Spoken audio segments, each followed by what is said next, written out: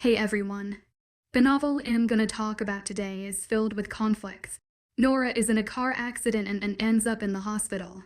Her mate Damon is supposed to care for her, but HES being distant and cold.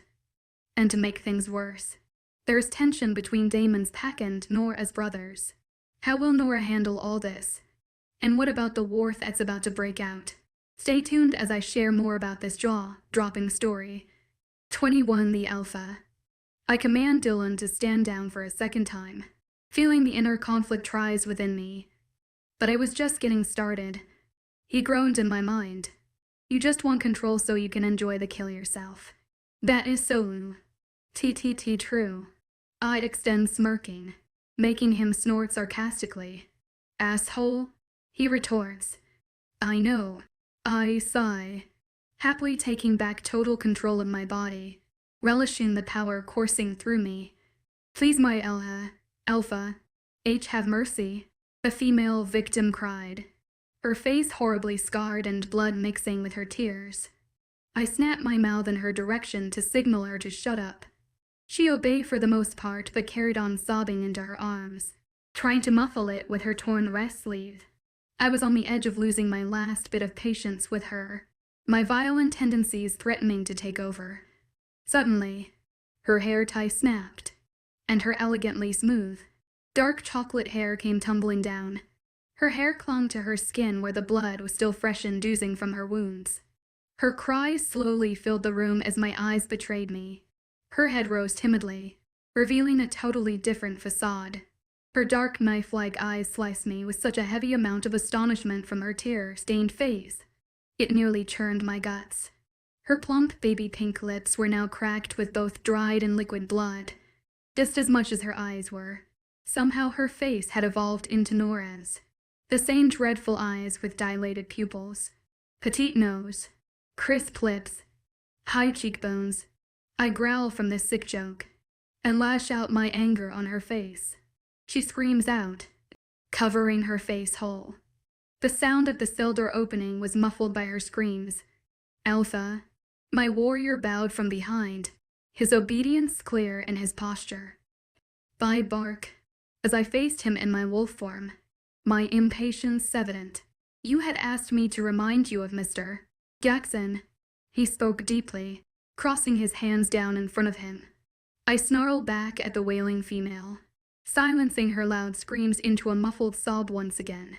Deal with this bitch while I deal with him, I command, stepping out of the cell and hearing it lock behind me as I shift into my human form and slip on the pair of jeans and tight black shirt. The hallway was silent except for the muffled screams of the wailing victim that I didn't even get to enjoy from the cell behind. I run my fingers through my hair as I punch in the pin to the cell next to hers. Stepping in, I find Mr. Jackson sitting on the ground with his back leaning against the metal bunk and one knee raised up, on which he had his arm hanging from it. Alpha, he croaked, his head drooping from dehydration. His figure was the same, lean, muscular, but his face, especially his eyes, told me he has not rested since he arrived. I believe you've learned your lesson, Hunter.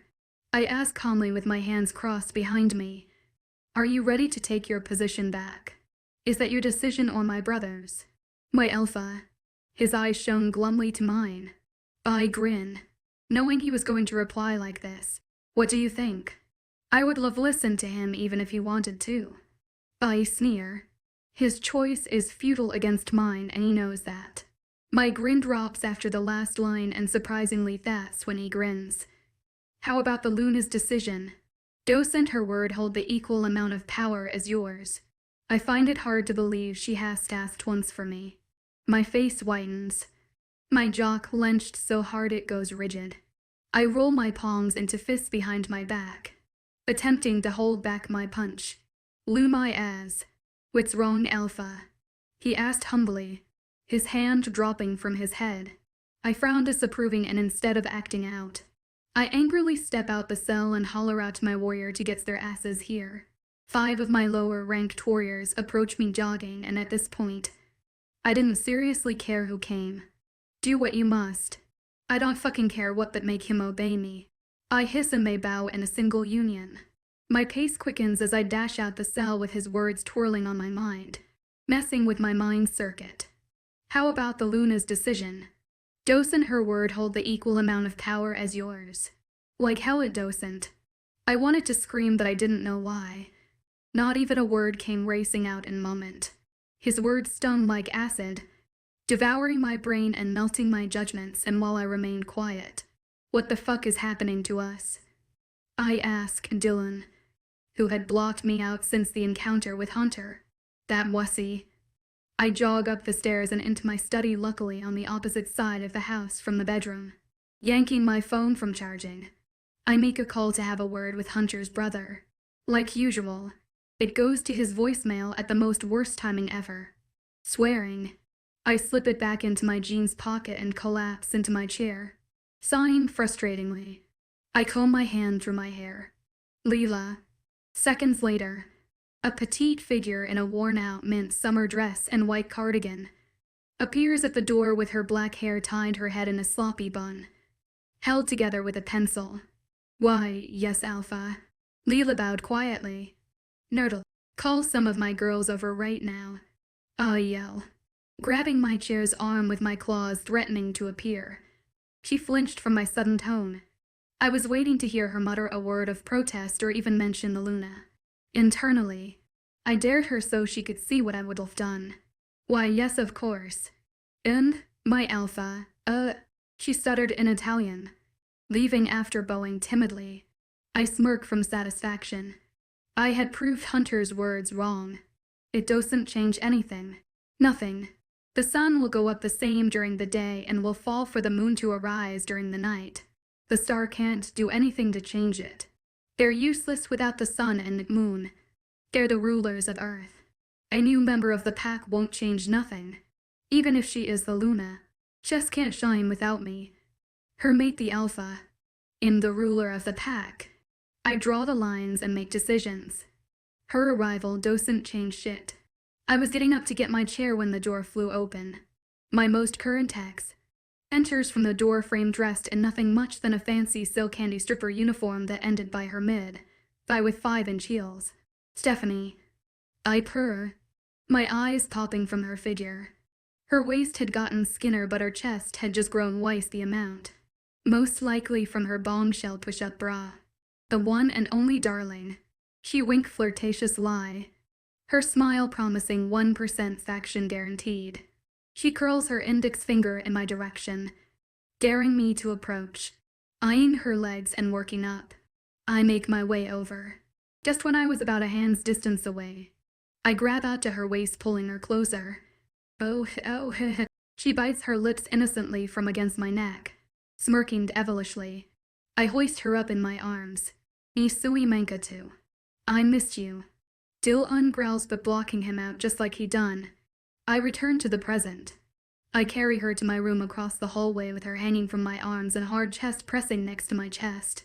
I kick open the door and throw her onto my bed. I pull my shirt over my head as I land on top of her with our lips locked. I tangle my fingers in her hair while my other strokes her thigh in a gentle teasing gesture. She moans and rubs circles on my back as a returning gesture. I hold back my moan as I twist my tongue with hers. I take my hand away from her thigh and used to hoist myself above of her by her head when I felt it.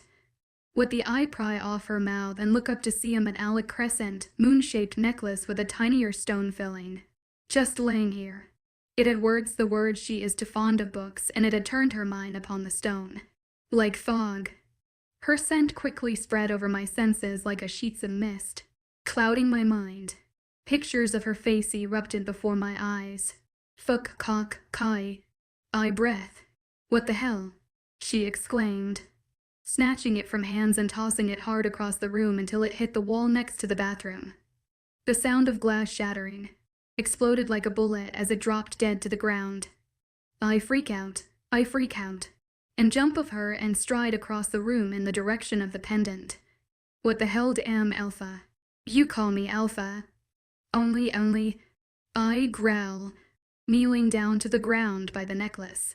Now get your filthy, slutty ass out of here before I kick you out of the pack. I threaten and she goes crying out. Why did I care so much? Why does her name Stuff or anything resembling her give me an image of her. I grimace when a shard of the glass slices my finger. I wanted to throw it away, but Dylan resistance on was too hard against my will. Fighting against it earned me an instant knife-stabbing headache. Okay, calm you wussy. He doesn't reply, and instead the low hum of my phone vibrating arrives deep from my jeans pocket. What? I asked directly, after swiping to unlock. A voice croaks from the other side. Who's speaking? Tell me your name. And rank right now before I skin you alive the next time I see you. I command lazily, rising from the ground.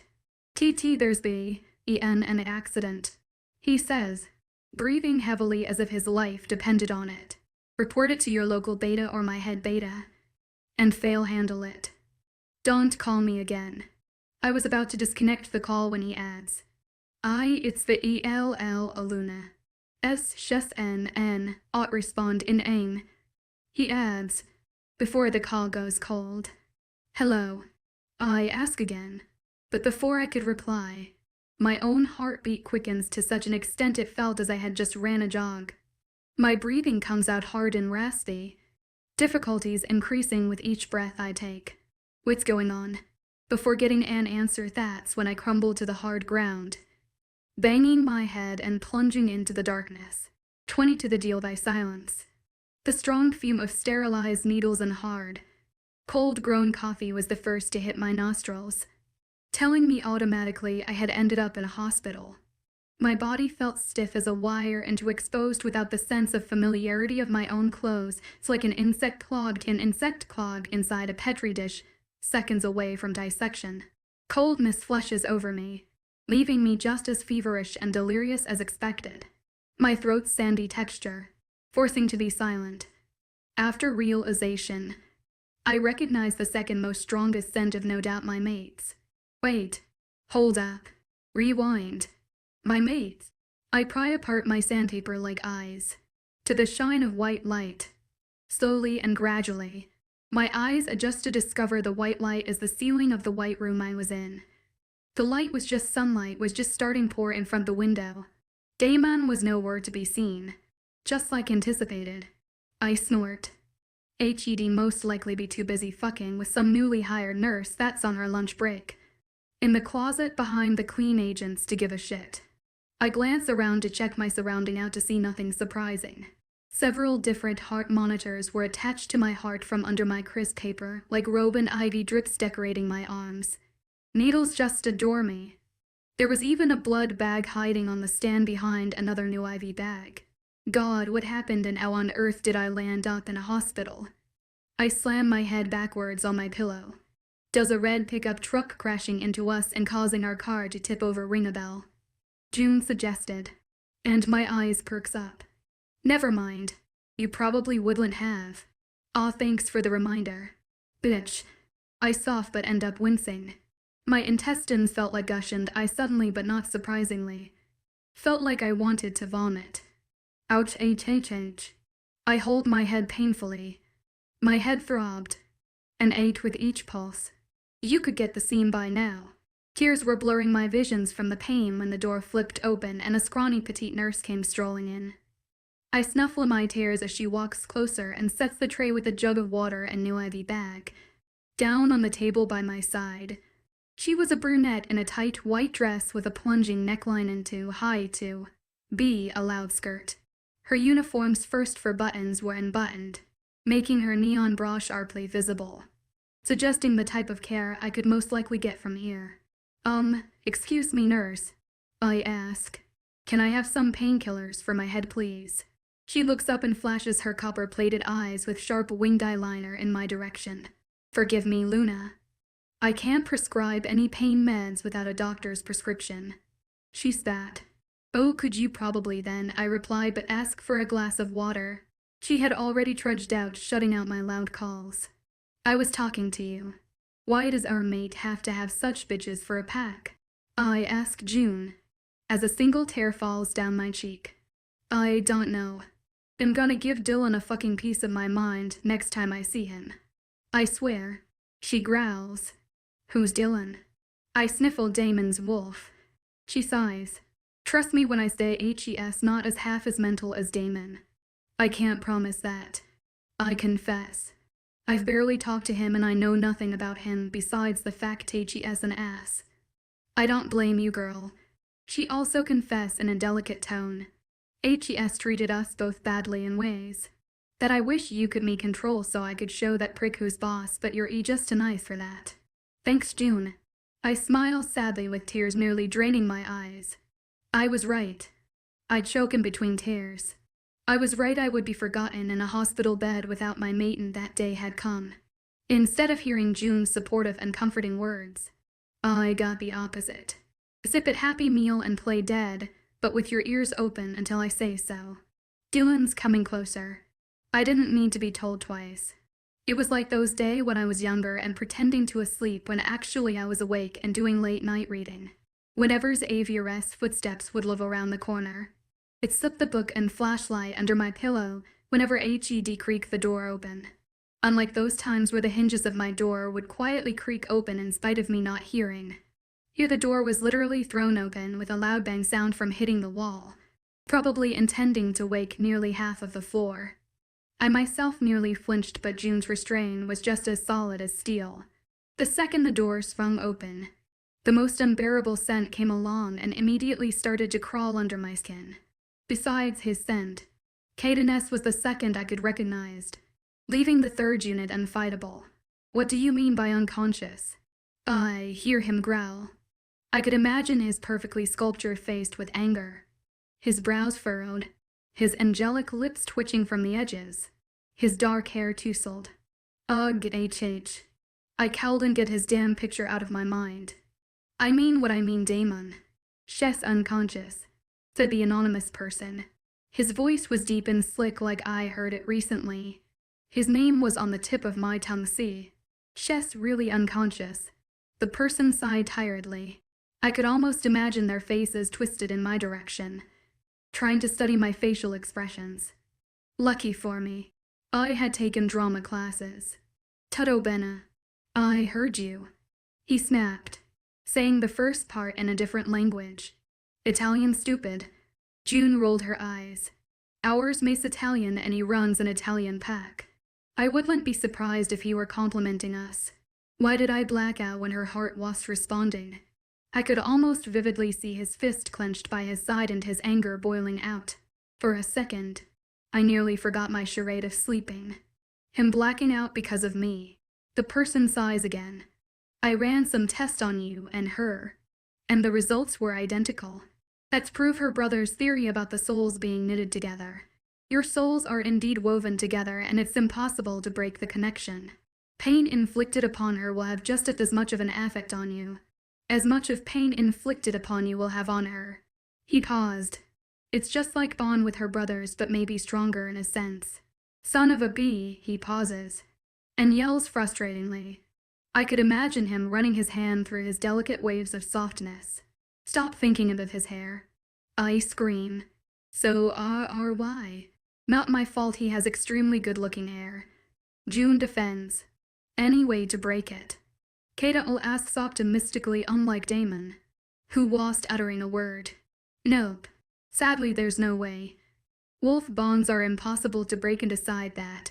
She's your mate. The bond will be stronger than the bond with her brothers. Come on, Antonio. There has to be a way. He grumbles. I can't live my life with her knowing what's going on. My blood runs cold. It was Drive. Antonio Ross's voice. I could visualize him in his steel vest over his clinging white dress shirt and matching trousers. Inappropriate hospital wear, but appropriate man he'll wear. There isn't Damon, but it wouldn't hurt to say a word of gratitude. I managed to stop her from going into a coma. Antonio shot back. The thought of Drive. Ross's hand glazing over my skin during my period of unconscious was enough to make me nearly gag. Why thank you, Drive. Rossi. He sneers, his voice dripping with acid. Should I give present you an award saying, asshole number 1 for such a spectacular job, or should I give you a high five in the face with my car? His voice dripping in sarcasm. Oh, shut up, Damon. You always were a steerons from the beginning. He retorted. Thanks for the acknowledgement. He snorts. Caden. Any lead on who did this attack? Not so far. The pickup truck's license plate was stolen over a decade ago and the person riding died on site. We checked his records, but it came up clean. John Anderson, age 30, went missing over 15 years ago at the age of 15. His body was taken for autopsy and it showed traces of alcohol poisoning. Caden informed. The alcohol poisoning seems like a cover-up to me. Antonio states thoughtfully. Congratulations. We were on the same page for once. Caden announced, amusingly, with an additional dirty glance which I could also imagine. Whoever they're dealing with clearly. I hear Damon say from my far right side, silencing them both. I could feel his calculating frown grow and burn through my eyelids. Or else they wouldn't have done this so discreetly. Regardless, we have to show them the consequences of messing with my pack. Caden, go round up the warriors and see if you could find anything else from the scene. Antonio, you go and examine the autopsy files and see if you can detect anything the others couldn't. He orders. Shit. I hear them walk out, hitting the door shut behind them. Oh my lord, have mercy on me for one day. I pray, with my palms growing sweaty as I clutched onto the bed sheets. At first, there it was pin-drop silent. The low beats of my heart monitor was only sound slicing the silence in the room between us beside the hammering of my heart under my chest, which I could only hear. I tried perking my ears to catch any movement, but I couldn't detect any. It was long before the ringtone of his phone went off by my left ear, indicating he was standing over me. Shocked just as much as I was sweaty of him catching my charades. I listened to the conversation play out literally by my ear. What? He hollered, making me roll my eyes mentally. At least his sour mood has changed a bit. I hear the voice on the other end dip with heaviness as she pick each word selectively. Alpha Damon, where are you? Where are you? I've been waiting for so long. The voice whined in such a high squeal. It could have made my ears bleed. This isn't the best time, Stephanie. He grumbles back. When is it ever honor? I've been craving your touch for so long. Am practically dying without it. She moaned, extending the suo part to prove her horniness even more. No wonder she sounds like a dying pig. June snorts. I roll my eyes. I hear him groan tiredly before hearing the click to his phone lock. June was howling with pain as I lay in coldly. Hearing his curses, the itch on the tip of my fingers starts to develop. I had heard enough. All I wanted to do was ball up my fist and direct it at this perfectly crusted jaw. My anger was boiling to the extreme where I wondered if the monitor could detect any abrupt changes. I knew it was my anger, it was June's. But who could go against her? While June continued her desperate attempt of trying to fuel my unnecessary anger, the oddest occurrence occurs. Believe me or not, I sense something flickers, sort of like an emotional switch which I could only sense. I thought it was my eyelid for a second, but after reconsidering, I figured my eyelids were sealed shut. I blocked June, and widened my senses beyond their limits. It was anything but hard after years of practice, but this time it was sort of difficult. With Damon, he was a distraction, obviously. My heart quickens with every thump. As loud as cackling lightning, the sensation of pure agony tore from the corner of my lips as they were being bitten hard upon by, with fingers twitching, like they had a mind of their own which was causing them dance, trying to puzzle the pieces together. I decided to draw the only logically possible conclusion available, if I was doing any of it. There was once the sick person who couldn't have the power to transmit it to me. His fingers weren't only twitching but also cold. I could visualize the cold sweat being drawn from his arms. Why, I don't know, but did I care? Yes. Finally, after staring ages at me, I sense him muster some courage and bring his palm close, the coldness and his scent basically reeking off him. My mind gives awful urges of his hand's presence hovering above mine, biting his lips as well as mine. The presence of his hand slowly lowers itself, centimeter by centimeter, growing extremely agitated by the distance. I felt like throwing myself at him, with his hand and his lips and sealing it with mine. Just when I felt the surprisingly warmth presence of his hands so perfectly close to mine, the door slaps open again. His palm shoots away from me. Before I could apprehend what just happened, the ghost of his hand lingers over mine, even though they've never physically met since the first night. Still feeling lost and utterly confused, I hear someone growl. What? She snaps as if I'd gotten her at her tipping point. That was your reign over me. Lost it. You were making me act like that. Like what? She asks simply, like I'm desperate or dying for him. Even I'm clearly not. Oh, so what?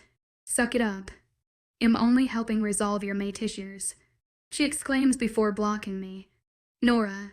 I could recognize that voice anywhere, even in my dreams. Nora, what did you do to her? She gasped. I hear multiple footsteps arrive behind hers. Leah, get a grip over yourself. Another voice scolds her. Jordan. Noe screams. Jordan. Can't see what HE's done to her. He did this to her. And him alone. HE's a monster. Get a grip over yourself for God's sake. Jordan commands again. I could imagine Leah trying to rip across the room with Jordan jogging ahead of her to stop her in her tracks. Jordan. He did this to her. She cries. She tried telling me about him, but I kept. That was where she left off before her cries went to full blast. Picturing Leah in tear-stained mascara with her false flashes nearly falling and squeezing Jordan was just as assuring as it was terrifying. Assuring in the way that Leah, anyone I've ever loved, wouldn't ever be left alone or mistreated or even neglected in my absence. Terrifying in the way to think what would happen if something really did happen. The #1 ranked pack of North America against the 2nd ranked. God forbid that day from ever appearing. That would be the day. Everything would be destroyed. Metaphorically and literally. She tried telling us all. Jordan comforted. It's not your fault. Like hell it isn't yours. Here's only one held responsible for all this. Another muscular voice rang from the corner. Xavier. And he didn't sound happy. It's all his fault and his alone. He tore at someone, who I most likely didn't see. How is it mine? Damon injects. I hear his knuckles crack, but feel the pain of them on my knuckles instead. Care to explain? How is it yours? Xavier laughs madly. The attack was on your grounds, within your borders, and in the presence of your guards and under your nose, and you say it's not your fault. Xavier. Please Cal, no Christina. The more work Wyatt, the more Nora has to deal with this monster. He authorizes with his alpha tone, and I won't allow any more of that. I hear her curse as another voice, Maya's, offers to help her out. No, Mia. I can't. Things could get out of hand. She whispers furiously. We should have listened to Nora and ended this nonsense before it ever even got out of hand. He grumbles. May I ask how so? Damon asked dryly. There was a blistering stiff silence settling in, which had started to give me chills. Neither did Xavier or Christina comment on his question. My act was starting to become more and more difficult to maintain, by doing what we should have done in the first place. Ryan states. His arrival was just as unexpected for me as the others who followed him. Damon threatens. Oh no. War's aim replies briefly. We declare a war against the Blood-Red Pack as of right now. God stop them all, please. My breathing suddenly comes out ragged, as if I was in need of an oxygen mask. You messed with our sister, and this is what you got yourself and your pack into, so brace yourself, a Damon. Zane added sarcastically. This is just beginning. Damon doesn't react straight away, but again. Even if he did, it probably wouldn't have sensed it. I was too busy with praying for Christina, Angel or Mia, to say a word of protest, but unfortunately, God doesn't always grant wishes twice in a row. As I sadly cry for my brother to rethink and to reconsider, I feel another sting of pain. Not physically, but emotionally, given from no one other than I never asked for her to be my mate, just so you know, and the moon goddess above knows. I never wanted her from when I first laid eyes on her, and I never will. For she's a pain in my ass and a waste of space. That's all. 23 The trip home. since the last time Damon delightfully gifted me. I've been doing nothing else beside jumping in and out of conscious. The first week was the worst, honestly, and the most longest, for 6 days or more. Everything been in flashes and blurs. I could catch some glimpses of my surrounding when my vision would clear up, but they were brief. Extremely brief. Like my eye would open for 15 seconds before crawling back into the same old darkness where Damon's words were on repeat. I never asked for her to be my mate, just so you know, and the moon goddess above knows. I never wanted her from when I first laid eyes on her, and I never will. For she's a pain in my ass and a waste of space. That's all. The second week began much clearer than the previous, but I still couldn't maintain my conscience for long. This time, unlike the first week, I could interact with Angel and Mia, who usually remained by my side for the night. We would exchange brief words before my conscience would devour me, leaving me in my cold solitude. Christina would visit during the day, but throughout it all, it had to say the worst part was the guards accompanying Angel guys. All 3 of them had their own unit of guards, 3 men and 4 women. I wouldn't be complaining since they were a part of my pack at a time. Key word in that line were, they wouldn't say anything, but I could tell by their expressions they weren't pleased with me. They would remain at a fairly good distance away with their hands crossed behind them like marble statues, hovering just behind their assigned Luna. But unfortunately that meant the wall directly in front of me. The humble, kind eyes that I once grew seeing every day were now frozen with hatred. Their eyes were always transfixed on me and my every movement, as if it were a threat to Angel, Mia, or Christina in any possible way. They saw me as a potential enemy now, just cause of my brand new relationship to the Red Blood Pack. The weeks following began much far better than hoped. DDR. Rossi began prescribing new meds even though I hadn't seen him once since my conscience started to clear up. I was more thrilled than worried. Believe me on that. Thrilled by the fact I didn't have to see him, and worried by the fact he never came to check my physical well-being. Either way, I was stuck with him. Every day since then became a routine. Nurses scurrying to refill my IV. Angel patting my hand in a soft rhythm. Mia stroking my hair. Christina complaining from the sides to me to the nurses for trivial stuff, and Angel's after scolding to her to keep silent. I couldn't be more glad to have their company in a time like this, but the reminder of that a war was brewing was just like having a time bomb roped around your hopes. They acted like nothing ever happened, like there was a disputed at a war declaration right before their eyes in this very room where they stood.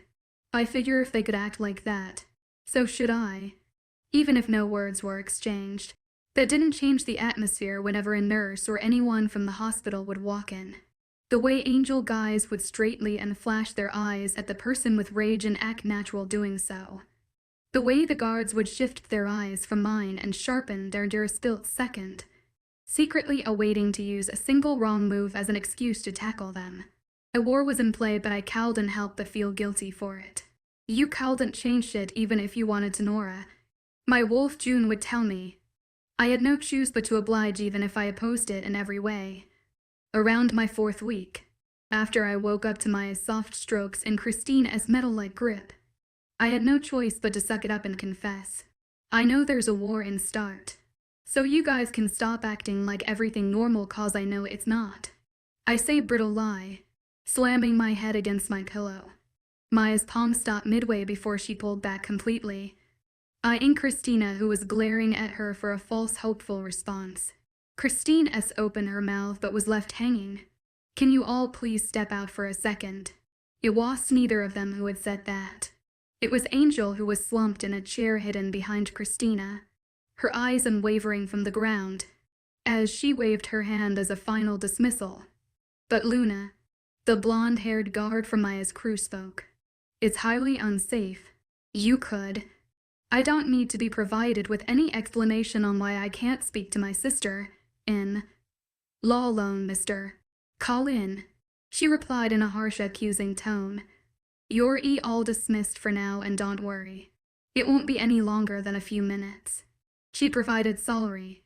They exchanged glances before nodding and leaving reluctantly.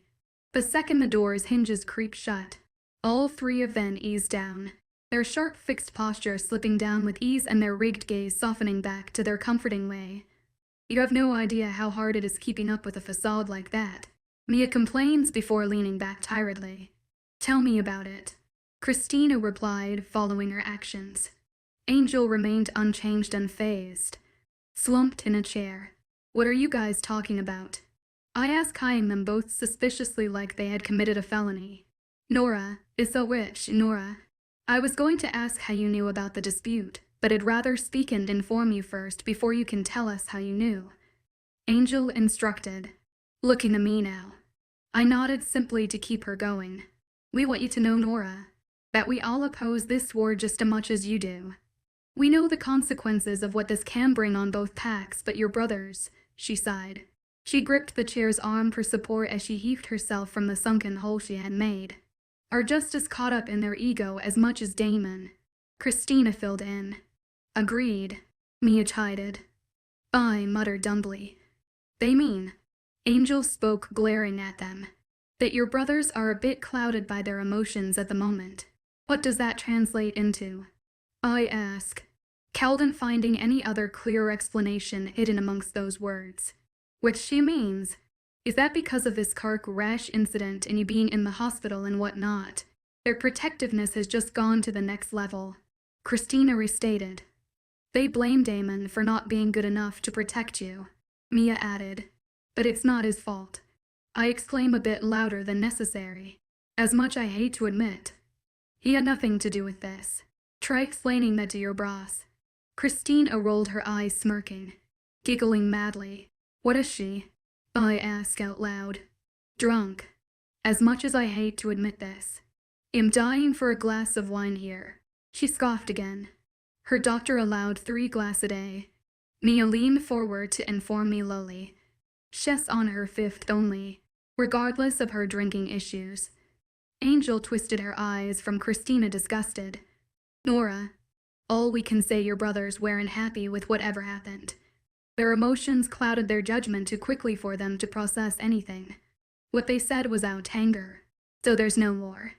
I asked timidly, my hope bandaging up softly. Nora, I never said that. She said but quickly added, they have no choice now. They can't talk it out either. The bandaging on my heart was now torn apart with the wound bleeding at full. I can. Nora, she sighed tiredly, gripping my hand with her eyes gleaming into mine sadly. It's too late. No.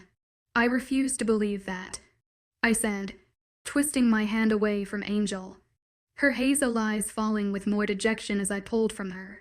But that doesn't explain why you're all acting like bitches whenever someone from Damon's pack walks in. I wonder aloud.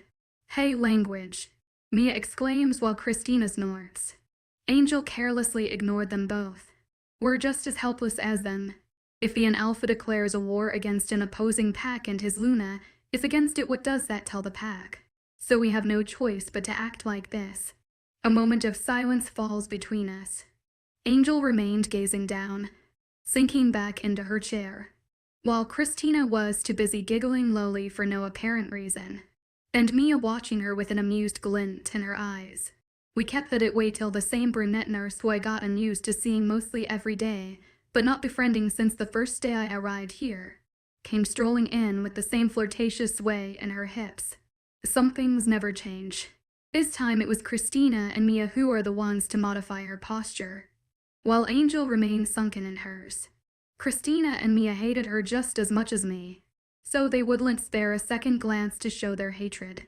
Along with their rigged shoulders, their lips curved into a scowl while they each took a moment to inspect her with their eyes churning with dislike. She walked gracefully despite their staring, looking past them to me, and started undoing my ivy. What are you? What does it look like? Flashing her copper-plated eyes once again at me. Am certainly not making burritos here, am I? I look away as the needle is practically squeezed out of my vein. God, I hate needles so much. When it's done, she wraps a gentle but a bit tight bandaging from my forearm up to my elbow. She detaches the heart monitors, roughly making my skin feeling empty without it. It's strange how some things can really start to grow on you in a short period. Another nurse with golden blonde with similar features as her brunette friends, a short, inappropriate skirt with her first few buttons undone, walks in with a heavy-looking Maggie bag. Her hips had a much more obvious sway than the brunette, leading me to think this was a part of their union creed or something. "Your clothes, Luna," she says, dully tossing the bag at my legs. "Bitch," Mia curses as she shuts the door on her way out, not even caring if she heard. Which? Christine added, with me nodding approvingly while the brunette drags the bag and brings the bag closer into my reach. "Change quickly," she stated, before turning her heels to walk away. Unlike Blondie, she gently closed the door. I rip on the bag to see the most outrageous outfit of my life. A creamed color sleeveless blouse with a deep V-neck and an etched petite skirt meant to cover my female's parts only. Is that a dress or a dishcloth? 'Cause I believe a dishcloth can cover more skin that. Christine wrinkled her nose disapprovingly. "What is up in their mind?" Mia retorted, picking a single black heel from its pencil tip over the bag. "They know you were in the hospital, right?" I blinked twice at the size of the heel. It was longer than a pencil. And, to top it off, the straps were thinner than my fingers. "Can you roll the curtains on your way out?" I say, after gulping down the sour bile in my throat. "Nora, you can't be, I am." I cringe at my tone and reply, "Please." Christina was the first to jump up, offering a hand to Angel to help her up. She sighed, tried to fight and took it. Mia walked out behind them, reeling the curtains around my bed. I slowly and steadily rise, after nearly slipping a total of 3 times. Once I maintain to keep my balance. I peel the sandpaper-like gown and strip off my bra and underwear. Luckily, someone had the sense to place a new bra, but sadly, the underwear was a thong and they were completely lace. I could handle the thong, but lace. I hate lace. I just hate it so much. Sighing, I place it on and slip the dress on. Christina was right, a dishcloth could cover more. The dress skirt ended a couple of inches down my crotch and the V-neck was deeper than I thought. The bra, which I now realized was the bombshell bra by Victoria's Secret, which made sense why boobs felt like they were being compressed through a lemon squeezer. How could people wear this? How could anyone in their right mind wear something as awful as this? Swearing some more, I rest on the edge of my bed as I fasten the straps to my heels.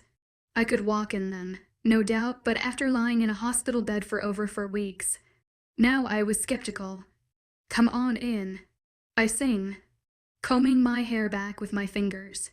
They reappeared, took a minute to gaze at me. "What? You look so," Mia started, leaving the sentence hanging. "But sure," Angel suggested thoughtfully. "Slutty," Christina said bluntly.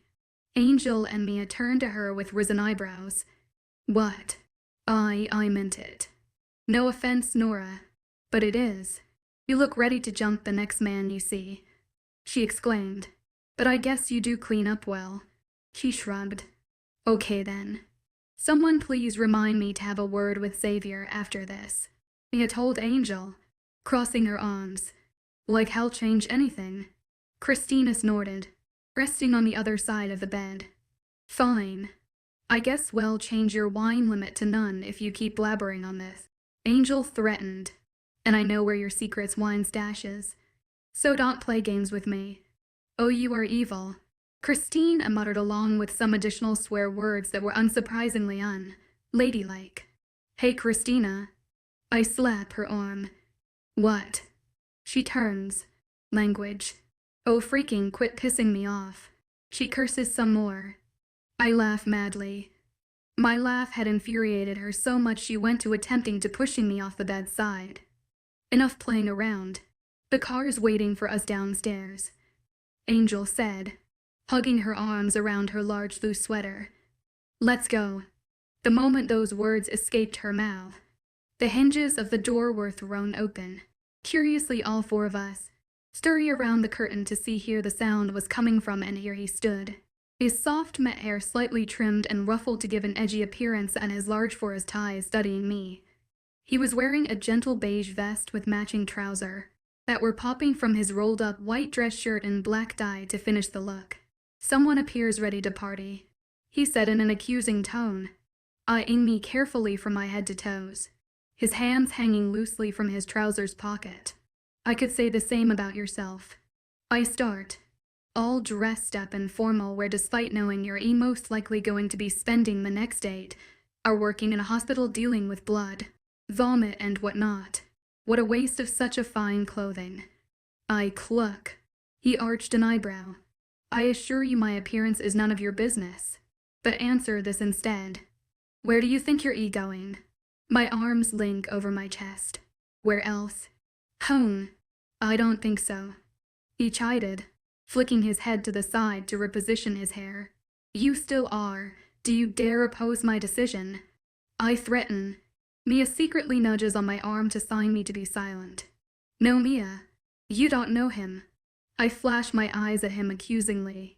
He'll act like he cares his dearest Luna, when honestly he doesn't. All he cares about is power and what the girls who have nothing better do. Think of him. All he needs is a shank in bed to keep himself warm. I can promise you I haven't a guy half as selfish as him. Utch is no different from anyone else in this entire pack. I hiss. His expression was left pale after my dreaded speech, but his eyes flickered with fury. If you're done with your little rant, get back in bed, he instructed, motioning to the bed. I keep my eyes locked with his, as I take a few steps away from Angel Guys in his direction. I nearly a hand's distance away when I stop tight in front of him, his sparkling emeralds unwavering from mine. I lean a bit forward to say the next part to give it some emphasis.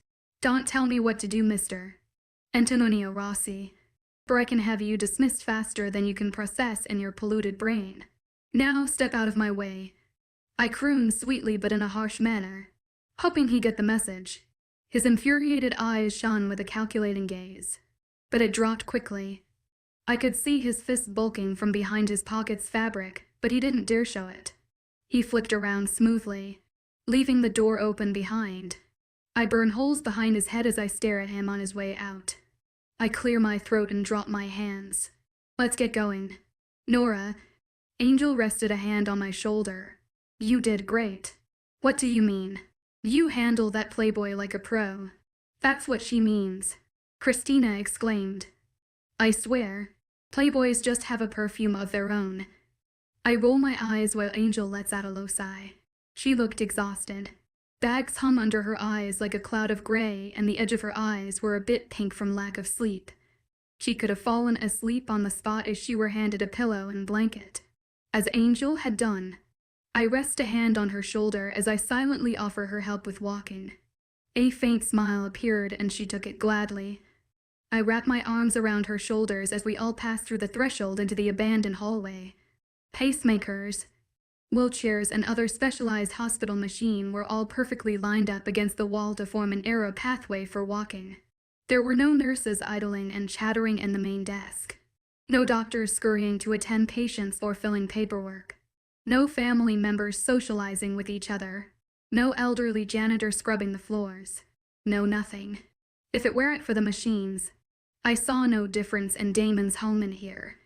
They both had traces of human life, but no actual physical human being. I was half expecting a tumbleweed to go by even. The only trace of someone else's presence beside ours was a single lit mini-jack, lantern perched on the corner of the main desk. Its mouth was creepily drawn upwards into a wide grin with its killer-sharp teeth flickering from the candle's lights. I shiver intently, making Angel look up at me. I smile, which she returns before looking back ahead. He had the whole floor reserved for you, if it answers your question. Wait, what? I stammer, stopping in my tracks. That was my question. Then what was? Your eyes told me to busy thinking something. Angel asked, continuing on till stopping in front of the elevator. I was thinking, how on earth did I miss Halloween? Angel, I inform her sadly. I had a whole Final Destination Halloween Annabelle movie marathon date ready for myself. Annabella was scary. Christina intruded. Like, have you seen The Conjuring 2? Scary as hell. I disagree. You could either burn the house or just straight up leave. It was like they had a 2-year contract with that house and they had to obey. Or else they've been put in jail for trying to run from a demonic hellhole. Mia shudders as she pressed the elevator button. You could also burn the doll, you know. Christina objected. Whatever. I'm so happy Halloween is over. No more dressing up. No more F-rights. No more continuous doorbells. Just peace and silence. I feign a smile with Angel as we fill into the elevator. Christina presses the button for ground floor when I slum against the walls and say, "But who need to dress up as the devil when you're living with one?" After escaping the maze-like halls of the hospital, we finally arrive in the front where Zane and his warriors were patiently awaiting for us. He was dressed in dark jeans and simple gray V-shaped neck and his old worn-out leather jacket thrown over. He was whispering orders when he caught sight of me and stopped mid-line. "Nora." He rose and I questionably at my outfit. "Planning on going somewhere?" I shake my head unamusingly. Why does everyone just assume that I'm going to party? I could be planning on getting a taco combo from Taco Bell or 6-price chicken nuggets that from McDonald's and decided to dress pretty for one day for heaven's sake. True, and they'd most likely serve you first even, so you can leave before the line gets held up from behind from creepy old perverts too busy staring at your legs. He glances down at them. "How are you not feeling the slightest bit cold?"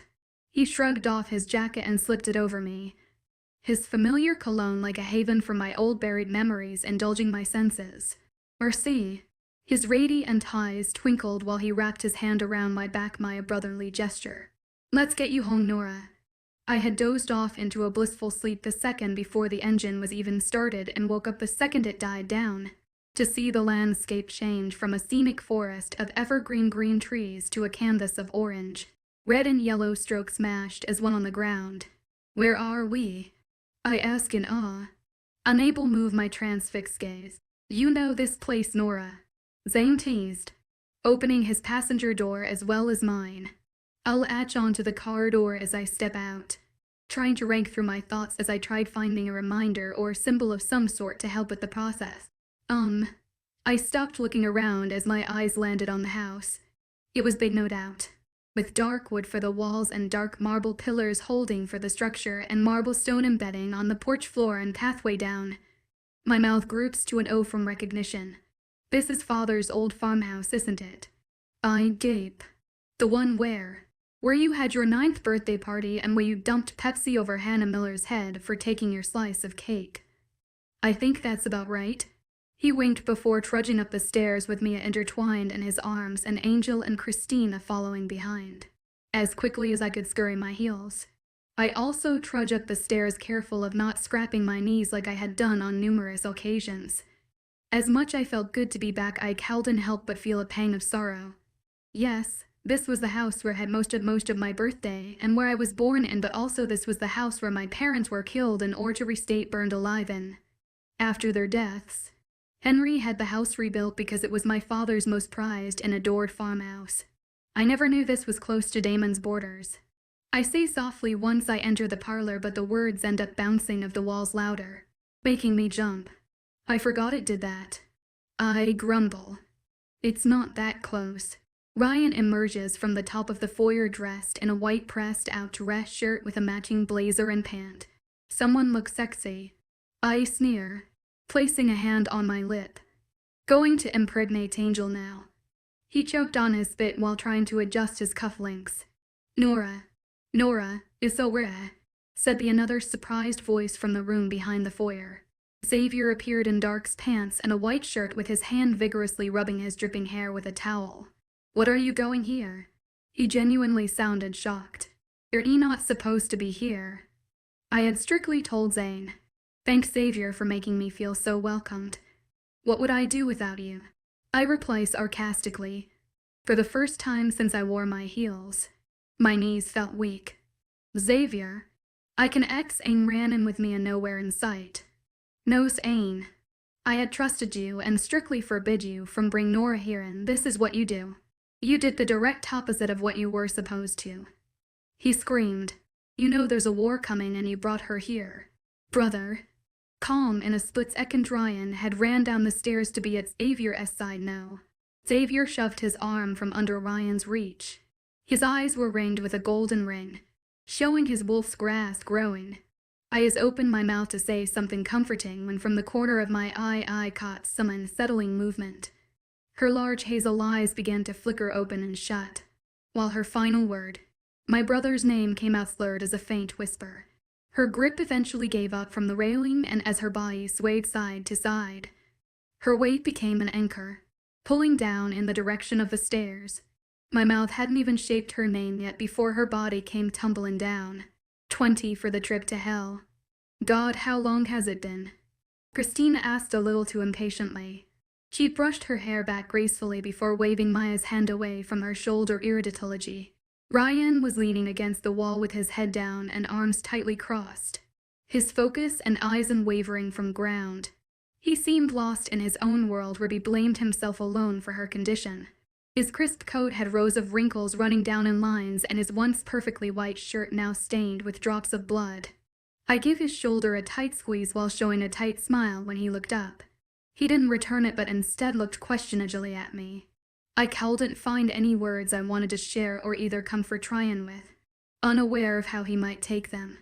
My smile loosened and I dropped it completely after a moment. His head dropped along with mine. Our words both too consumed the grief to even exchange. Christina, Mia said, it's been 5 minutes only since the doctor arrived and that door's been closed. So she asked. It's been 5 minutes of pin-drop silence, and I don't handle silence well. You know that. Mia rolled her eyes tiredly, while Zane tightened his arm from around her waist to pull her back. She fumbled back into his chest, but that didn't alarm Zane even the slightest. He rested his chin in the crook of her neck where her shoulder met the end of her neck. Inhaling deeply, Mia caught on and caressed his cheek with one hand while the other wrapped his hand from around her waist. Seeing him like this, I knew Ryan was probably feeling worse without his mate around him, but I couldn't blame Zane either. Christina was attacked upon already, and now was Angel. Even if the first one was an attack and this an accident, the damage was almost equal. Mia was left the only one unharmed. I didn't know to categorize that as good or not. I was praying for first. Xavier was lost, leaving everyone but himself present in the hallway to Angel and Ryan's room. I was about to ask about his whereabouts when the door swung open drive. O'Brien appeared, ruffling his hair while his pearly eyes shone with delight, especially after eyeing Rye and leaning against the wall next to the door. How is she? Ryan rose quickly, looking almost desperate for reply. His smile curved up. She's fine now. Nothing major. Just a gash above her left eyebrow from the impact of the stair, but nothing else to fuss about. Ryan let out a heavy breath of relief, as if he was holding it for too long. Thank God. Wait, I said, also rising from against the wall to be next to Ryan. If it's nothing to fuss about, then why are you smiling so much? I know it's good to smile, but at a time like this, do you find it Ryan looked from me to him grimly, his face hardening at the sight of his grin. Oh no, certainly not, Luna, he said. Forgive me. I haven't given my congrats yet onto very important pending matters. One is for you, Nora, on becoming the Luna of the Red Blood Pack. I couldn't attend the marriage to give my congrats, so forgive me again. This time I roll my eyes. It was like my marriage was the top 10 list of the marriages of year. So why even bother? And what was second thing you were going to give your congrats for drive? O'Brien, Mia asked, looking past my roll. Oh, that. He laughed. That congrats was for Alpha Ryan. Me, he asked gingerly. Why, what have I done? Drive. O'Brien chuckled. Congratulations, Alpha Ryan. Luna Angel is pregnant. What? Mia, Christina and me squealed in union. Making drive. O'Brien gleamed towards us. Zane simply rose an eye at Ryan, who staggered a step back, looking as if he were about to cry. Can I see her? Ryan asked, looking even more desperately at him than before. Of course. No need to ask me. He laughed, slapping Ryan's arm cheerfully like an old pal. Ryan, displaying his cute boyish smile, ran a hand through his hair before breaking into a sprint towards the room. Mia, Zane, drive. O'Brien, Christina and me trickled in following Ryan and watched as he dashed to Angel's side to help her rise against the headboard. She had a small rectangular bandage just above her left eyebrow like drive. O'Brien had informed. "Oh, I'm fine, Ryan. Nothing to worry about," she assured him as she laid a kiss on his cheek. "It's nothing much. Nothing much." Christina coughed. "Girl, you went tumbling down half a flight of stairs like Tumbleweed and you say you're fine and it's nothing much." "She's right," Mia exclaimed, pushing Zane away from behind as he tried to lay a kiss on Maya's cheek.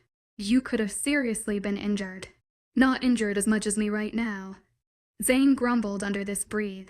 Mia shone her eyes tiredly at him. "I'm fine, everyone." "Really?" She spoke with an incoming yawn. "Just tired." "You get some rest," Ryan ordered her strictly, drawing the sheets closer. He helped her lay back down and drew the sheets more closer. "Sleep with me," she requested softly, grabbing Ryan's arm lazily. "Of course." He lowered his lips and kissed her forehead, before helping himself under the sheets with Angel. She snuggled closer and rested her head and arm on his chest as she dozed off. "I guess we'll leave you to love birds now," I say, happily dragging Christina's arm on my way out. Hey. Hold up. Don't use protection," she called as I shut the door on my way after everyone disappeared except for me and Christina. "Oh, shut up." I refrained. "I doubt she need any tips from you." "Oh, you never know." She smirked. "Xavier is the sex god with me his sex goddess. Anyone can learn a tip or two from us." She winked. The height I cringe. "Yes, my brother. Don't give me any images I don't need." She hollers out laughing, while I start to walk away. "I definitely need a cold shower hearing all that." She laughs some more. "Cold shower, huh? So you like it cold? Interesting," she says to herself. I walked away to the last room on my right, which I was happy to see left exactly as I had left it just last year. Funny how time moves. I tell June, seeing my old beanie pillow scrunched in the corner with my musty stack of books framing the wall around it with my limited edition coffee mugs around the shelf with its correct kingdom. Oh, of course. It was just like yesterday we were dying to meet our mate and now we're dying to get the hell away from him. She taunted me. I frown. It was my choice to come here. Whose was it then? She asked thoughtfully. Was mine certainly. Was it ours? I stop. I called and come up with an answer. Was it my choice? Christina. Angel. Me, I never asked and nor did Zane. Xavier clearly didn't want me here. So why was I still here?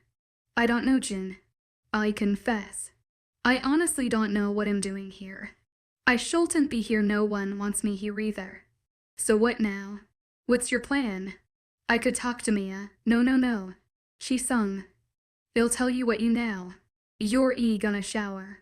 And dress up and then march up to Xavier, asking him why HS acting like an ass towards you. I sigh. He'll do the first of things on that list, but you can scratch the last part. I grab a towel and head to shower for that old shower I was referring to earlier to Christina, after concluding that my thoughts were nicely suppressed. I step out with dripping hair. I changed into an old baseball tee, shirt that was starting to fray from one sleeve's hem with clean jeans and boots with as limited heels as I could find my old closet. Unfortunately, they were all high-heeled. Well, maybe because all my brothers were skyscrapers and I washed. It couldn't be any clearer than that. I chuck the rag-like dress into the laundry basket happily, hoping to never see anything like that again. I saved the heels and bra though, 'cause that stuff is expensive as hell. I know I'm a Luna, but still. I'd rather die than waste money on shit like that. I already waste so much on feminine products each month, so why waste more? But save for something more reasonable like for a Range Rover or trip to New York or maybe Chai's Chocolate Factory. The possibilities were endless. I got ready after applying some clear lip balm and wearing some simple studs with my old Pandora bracelet. I stroll out and begin my search for Xavier or any other human presence who'd like to have a little chat with. I trail down the narrow corridor and foyer, into the dining hall where I found Christine seated on the bar stool munching on a family-sized bag of munchies, with Xavier on his laptop in the living room next door. He had turned the coffee table to his own personal desk, with his papers strewn and hanging over the edges of the table. One or two were even on the ground. Xavier washed like this. He was always the most organized one. His old desk back home had color-coded baskets in which papers were sorted in unlabeled drawers for each of his supply. "Hey, Christina." I feign a smile. Looking at her, I noticed Xavier hadn't even risen an eye to acknowledge me. Her twinkling, curious eyes rose and rested on me. "Oh, hi, Nora. How are you?" I ask, taking the next empty stool next to hers. "Oh, fine, I guess. This eating for two was really getting on me," she commented, rubbing her belly. "I've always eaten a lot, but I don't really need to say cause. Well, you can obviously tell." I smile and lower my head. "You still look great regardless of your eating a lot more for two." She returns the grin, popping a pretzel into her mouth, munching its Ly. Christina." I sigh. What is it, Nora?" she asked with a mouthful of munched up Cheetos, shaking her hand on her tights. This was going to be harder than I thought. "Hey, Nora." Zane interrupts, walking in with me wrapped in his arm. I turn around to see them and also get to see Ryan carrying Angel in as well. "Hey guys," I say, trying not to sound disappointed. I didn't want them all here. Too much drama. "What's up? You were saying something before we showed up, weren't you?" Ryan raised an eyebrow, and gently placing Angel to her feet. Yes." I whirl with the bracelet around my wrist. The cold sweat that was clinging to my skin was starting to stop my vision. I was almost faint. "It was about the war you declared with Damon's pack," I say in an innocent voice softly, eager to see the reaction. The reaction I got was as expected. Everyone grew silent and paused to stare at each other. The bag in Christina's hand nearly slipped from the mention of Damon's name, while Angel's breath got tangled in her windpipe, making her cough. Ryan immediately grasped the nearest glass of water and pressed it against her lip, forcing her to drink. "What about it?" Xavier said, surprising us all. He was leaning on the curved threshold to the dining hall. The light from the ceiling chandelier basked off his face, giving it a radiant as well as a neutral shell. His voice was neither angry or teasing, just curious, which I found odd. I rose my chair. "Is it possible for you to end it? The war?" "Maybe." He tilted head in a thinking manner. "Is it possible for you to end your relationship with him?" "What type of question is that?" I ask, slightly taken back by this question. My fist naturally curled into a fist by my side. "You know the answer to that." "I want to hear it from your mouth, though," he said, thrusting his hands into his pocket. "Is it or is it not?" I inhale from my nose, gradually no. But I also add, "You are the one to join it in the first place.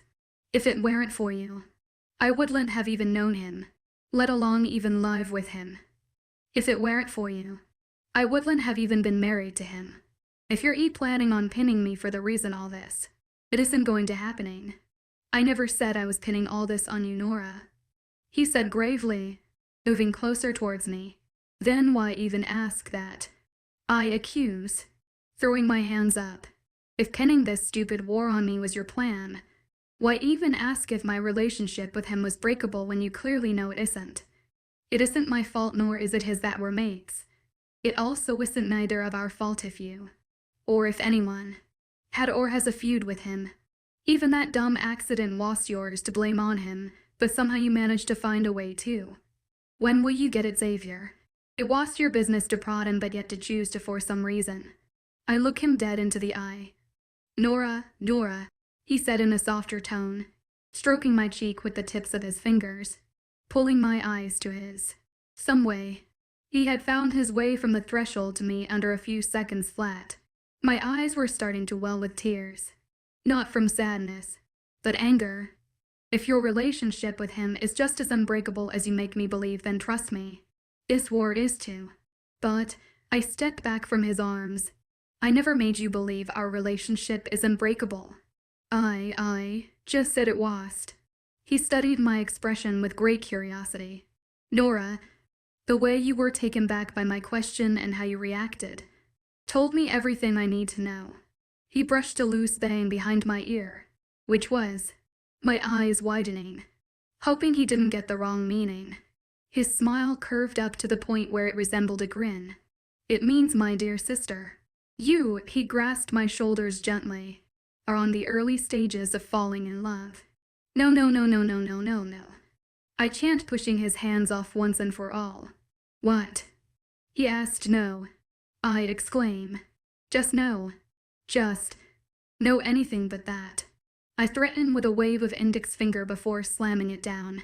"It's not a bad thing, feeling attracted to your mate," he said seriously.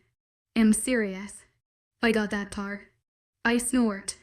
"But say another phrase like that again and you'll be compelled to castrate you." "Oh really?" he smirked. "Already learning threats from your darling mate." "Learning," I say with fake dismay. "I'll show you learning when you wake up the morning with your testicles in a mason jar next to the milk in the refrigerator. Sorry to rain on your parade, but I am expecting for more than 5 kids. So doing that might terminate my future, and in that case they'll be forced to terminate Damon's junk, and you can see where I'm going with this." Christina said flatly while Xavier was too busy staring at me if I were a threat to his man parts. "Well, I highly suggest he keep his mouth shut if that were the case." I mumble, ding dong. Ding dong. Ding dong. Before I could finish my line, the French doorbell went off in a round of 3 rapid shots. I guess I had to wait cause apparently someone cowled and hold their crap hole any better than me. Zane hopped off the chair alarmingly and went rushing to the door. Ryan, after planting a kiss on Angel's cheek, also raced after him down the hallway to the front. Mia rose and walked to Christina and asked if she was expecting anyone, but she simply shook her head no in reply. Christina asked Angel and she also shook her head. Mia saw and shrugged, starting to munch on the munchies, offering me, but I declined. Whoever it was, no one was expecting them, and that was a good thought. This was our personal family farmhouse where hardly anyone was ever allowed, especially business or pack-related. You could say this was our vacation house in a way. My nails start digging into my palm from the pressure of my fist. I take a seat feeling a sort of uneasy feeling in my guts. Whoever it was had something to do with me. What else could it to be? Ryan returns with Zane in behind, both sharing concerning frowns. Who was it? I ask them both, rising from the chair with a hand on the table for support. The chatter from the Mia and Christina had died down and their attention was diverted to us. What happened, Ryan? Angel tried asking, stroking his chocolate brown hair. It's for you, Nora, he finally said, pushing Angel's hand away. Xavier had called the beta of Red Blood Pack to take you home apparently. Zane grumbled. What? Hold up. Christina was the loudest from the 3. Hold up just a sec. Who called that jackass here? Christina language. Angel warned warily. Whose else would do a thing like this? The one and only Xavier, Zane retorted. It's not like he shares anything anymore. No wonder he disappeared faster than the flash the second the bell came. Ryan realized, rolling his eyes to Zane. Oh, don't you worry. There's no place in this planet, heaven or hell, where he can hide from me, Christina shouted, shooting like a tornado into the living room so fast that the papers from the coffee table went flying. I wouldn't be Xavier for all the money in the world, especially right now. Mia hung her head. What does Caden want? I say hoarsely. Somehow my throat had found a way to dry up despite me doing nothing. Well, for starters, He'd preferably like if Nora could kindly gather up her pretty ass and haul it all the way down to the car, just in time for them both to make it back before sundusk. We all flip our head before he could take the first step in. Caden, what are you going here? I scream, pushing Zane and Ryan aside from my way. I know my dialogue said it all. Did it not? He asked, examining the walls. Nice place, but I'd prefer it with rows and rows of antique tequila bottles on the wall, with empty whiskey bottles littering the floor, and maybe a girl or two's lace panty and bra set hanging from the chandelier. I wonder thoughtfully, approaching him cautiously. Someone seems to be finally understanding. He muttered approvingly, walking behind me while inspecting the living room. I roll my eyes with disgust. Remind me to never to go to his house. I inform June, who releases a sigh of joy. Can you give me 5 minutes at least? I almost beg. Let me see, he thought for no more than 30 seconds now. Fuck you. I curse, facing him with burning eyes. He scoffed before bending to grab me from my lower half, throwing me over his shoulder like a sack of flour.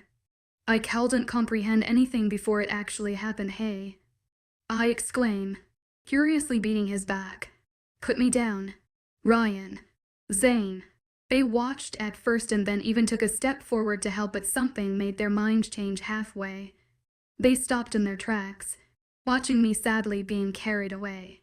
Mia and Angel rose and began to follow until their mates held their wrists back. I was out of the hallway when I heard their petty voices trying to comfort and explain to them. I was taken out and dropped next to the door of the SUV. There we go, he said as he let me on the ground. I nearly tripped the second my boot hit the cement, but Caden's grip on my waist was stronger than it appeared. Careful, he whispered near my ear, his hands uncomfortably squeezing on my waist. His mouth was inches from mine. Fuck off, Caden. I growl, pushing him and his filthy palms away. I slam open the door and hop in. I take the phone from my jeans pocket and send a message to Angel and Mia saying he'll be back as soon as I can. Caden takes the driver's seat and revs the car away, my childhood have and dissolving to nothing more than a blur of green once again. ADJ sets and uncomfortably, making me fidget in my seat. It was only our SUV, and like last time where were others, surrounding us. Where are you taking me? I pretend to busy typing on my phone, so it don't have to see his horrible STI-covered face. To your real home, he said. I risk a chance to look up, and get to see his eyes diverted to the road. I exhale a sigh of relief. I didn't have any energy to fight back with, so I keep mum and lean against the window. My head slowly gets heavy and I shut up my eyes for a brief second. My Luna, a quick squeal whispered. My Luna, please wake up. I open an eye at first to see my stained vision quickly clear up due to my wolf vision, to find Leel's dark hair brushing my neck with her faces inches from mine. You're awake. I am now. I muffle a yawn while I stretch another arm. Good morning. It's not morning, my Luna. She stepped away, speaking amusingly. Come on now. It'll help you down. She brought forward a hand in my direction, which I gladly accepted wholeheartedly. She helped me step down from the SUV and up the stairs to the main door. The sun was still shining, visible through the pale puffs of cloud, but time itself cowled even when it would set. Leela remained occupied, fishing out the bundle of keys from the pocket of her loose cardigan, which she had wore over a small mint dress with petite ballet flats that had a single hole thrown in the left flipper. Nice dress. Love the color. She blinked twice. Oh, thanks, my Luna. As you can see, it's pretty old and worn out. With my fingers crossed for Dame and not being here, I step in to see the luxurious place as it was when I had left. May I help you help upstairs, my Luna? Oh, I turned to her. I was so caught up in not finding and sensing Damon here I had completely forgotten her presence. That's something you don't even need to ask for. We slowly and gradually went up the house stairs, down the ancient wooden hallway to the most dreadful room in the whole place, the bedroom. She left my arm for a second to push open the door. To my unexpected horror, it was the exact same as I remember it, not including the vase of roses on the edge of the bedside table. I left her arm completely to make my way over to the bed alone. You could have made this place any more sell for me, could have you?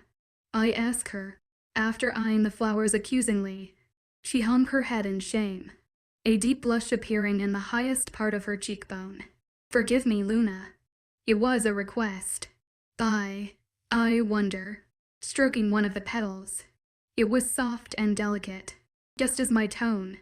I hardly think that matters, my Luna, she said finally in a brittle tone, skipping the question. When I glanced up, she was still standing on the doorway with a smile lighting her face. What's going here? Why are you smiling like that? I panic, standing up. And why is there a 50 feet tall pole in the corner of the room? She turned in the direction of my hand. That's the base for the Christmas tree, not a pole. She laughed, shaking her head. Why would Alpha Damon place a pole in the corner of his room? I don't know. Perhaps HE's afraid the wall might cave in. I suggest with a shrug, taking a seat again. Or HE's got a secret fetish to stripping, which I would be as much affected by. She laughed some more before she walked closer towards me. No, I assure you, it's for the Christmas tree. How many weeks is it away?